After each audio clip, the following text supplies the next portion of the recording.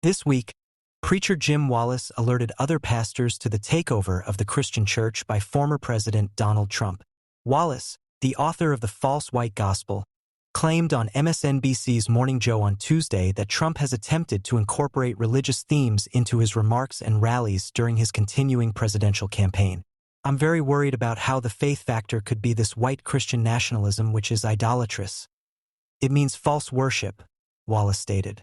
"Trump is a sacrilege, he is a blasphemer, all that's true, but I don't want to keep talking about his idolatry. Many pastors would wish to rediscover the real tale. A portion of the church's political takeover has been participated in by some. The church is being taken over by right-wing political forces," stated Wallis, a former member of President Barack Obama's team. The situation: white evangelical Christians were a vital source of support for Trump in both the 2016 and 2020 elections. His positions on abortion and religious freedom drew him close to white evangelical Christians, with whom he formed a strong partnership. Pastor Joel Tenney offered the opening prayer at a Trump event in Iowa in January and discussed the need of supporting the outgoing president in the next election. "We have witnessed a sitting president weaponize the entire legal system to try and steal an election and imprison his leading opponent, Donald Trump, despite committing no crime," Tenney said NBC News. "We must re-elect President Trump for the third time." Trump was found to be modestly losing support from white evangelicals to President Joe Biden in a Fox News poll conducted last month. In the 2024 presidential contest, 28% of white evangelical voters are supporting Biden, according to the poll, up from 23% in October. In the 2024 election, 68% of white evangelical voters supported Trump, per the poll. The poll indicated that although Trump continued to lead overall, support for Biden was growing. Recently, Trump declared that he would be offering Bibles written by country music artist Lee Greenwood for sale.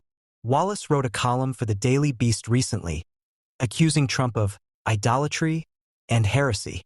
Are Donald Trump's white evangelical followers really ready to own up to their chosen party's plans to suppress the voting rights of their black and brown brothers and sisters in Christ, even at black churches as polling places? Questioned the author.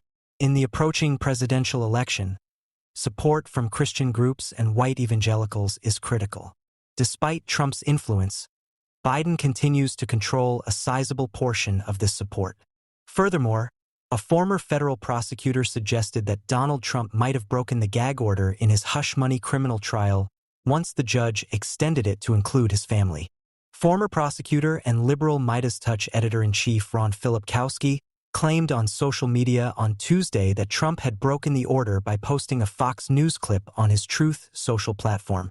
Trump violates his gag order this morning by posting a clip of Brian Kilmeade repeating the same fake story about a fake social media account supposedly from the judge's daughter that led to the gag order being extended. Filipkowski wrote on X, which used to be Twitter. The gag order, which had been in place for a week, was extended by New York State Supreme Court Justice Juan Merchan on Monday night to forbid Trump from speaking about his family or that of Manhattan District Attorney Alvin Bragg, who had requested the change on March 29.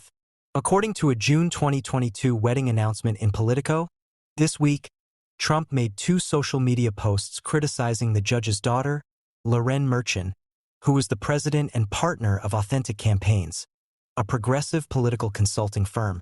Trump might face jail time, a fine, or possibly contempt of court if the gag order is broken.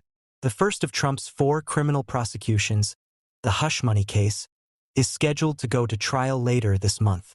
It revolves around claims that Trump fabricated invoices to cover up claims of extramarital sex encounters made by Cohen during his 2016 presidential campaign, rather than paying Cohen's legal fees.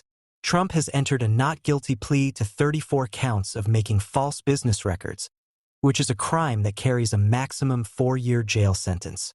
He also maintains his innocence. Trump has targeted Juan Merchan's daughter on multiple occasions, including claims that she recently shared a picture of him in jail on social media.